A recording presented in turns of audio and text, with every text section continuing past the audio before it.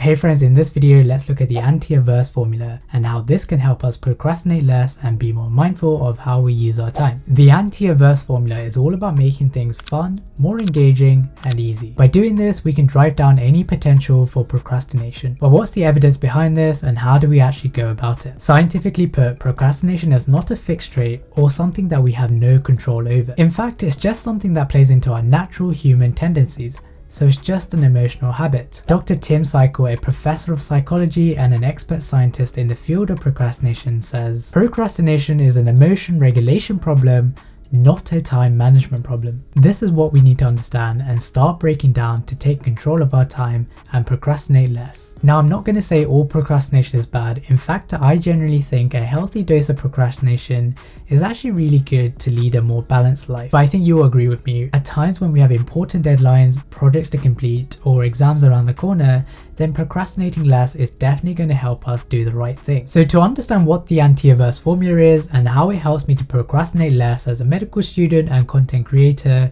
we first need to understand why we procrastinate in the initial place. In other words, what's so averse about the task that we tend to put off to favor the task that we tend to procrastinate with? Well, luckily for us, research has been done into this and 7 averse features have been identified as the things that make us want to procrastinate instead of completing the task. In one particular study, they looked at 161 university students and then they looked at them in the 4 stages of completing a task, so that's inception, planning, action, and termination. And at each one of those stages, they identified 3 main culprits as the reasons for why people tend to procrastinate. And these were: the task was boring, the task was frustrating, and the task was inducing resentment. In other words, the task was difficult. In addition to these 3 main culprits, they also identified 4 supplementary reasons that make procrastination more favorable. And those were a lack of personal meaning, a lack of structure, a lack of control, and finally, a lack of positive feeling. So with this in mind, the Anti-Averse Formula is something that I've been using to procrastinate less and get things done. And so that is to focus on the 3 main adversities to task completion and try to reverse them. So rather than a task being boring, we can try and make it more fun. Rather than a task being more frustrating, we can try and make it more engaging. And finally, rather than a task being difficult, we can try and make it easier. So to give you guys a better idea, let's look at an example. Let's take completing a piece of writing as an example. We can make it fun by rewarding ourselves. The one thing I like to do is when I finish writing, I like to tell myself I can now go watch a Netflix show or I can go read on my Kindle. Secondly, we can make it more engaging by only focusing on the things that we're really passionate about. Now, I know this is a little bit difficult for school or university assignments, but it's definitely more achievable for personal things. And finally, we can make it easier by breaking things down into the small subunits. Rather than telling ourselves 0 versus 1, so no article versus article,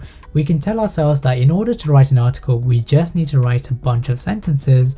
Therefore, the task for me to do is to write 1 sentence, then another, and so on. Eventually, with time, you'll have an entire article just by writing a sentence after a sentence after a sentence. So the Anti-Averse Formula definitely helps us to get started, but how do we then maintain momentum and therefore not fall back into the habit of procrastination? For this, I like to consider 2 more evidence-based tips. Firstly, this is just to ask ourselves to do something for a minimum of 30 minutes. I always just say to myself, just do this for 30 minutes and see how things go. And this is all because of something known as the flow state. This is a psychological phenomenon coined by Mihai Csikszentmihalyi in 1975, and this is an evidence-based idea that our brains enter a status of hyper-focus when the conditions are just right. Now, because we've already tried to make things more fun, engaging, and easier using the Anti-Averse Formula, this should mean that getting into the flow state should occur quicker, and for me that generally tends to be around 30 minutes. Then once we're in the flow state, we can actually just keep going off the back of this energy and deep focus. Secondly, I like to pre-commit. This sounds really simple, yet it's so effective.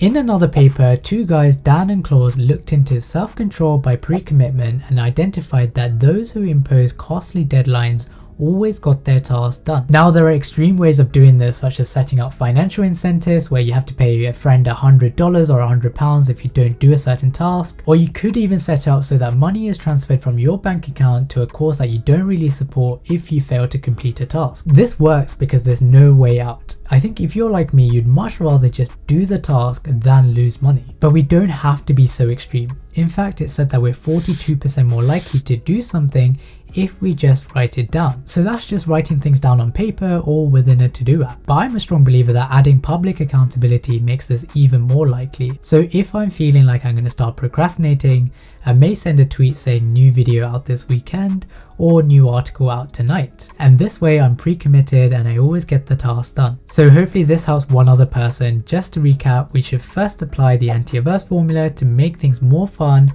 more engaging, and hopefully easier. Then we just need to do a task for a minimum of 30 minutes and hopefully this gets us into the flow state. And finally we can pre-commit and make getting things done more likely. If you enjoyed this video, please do leave a like and comment down below, and if you haven't already, do check out my video on time management where I share my personal ecosystem for effective productivity. As always, stay safe, stay happy. I'll see you next week.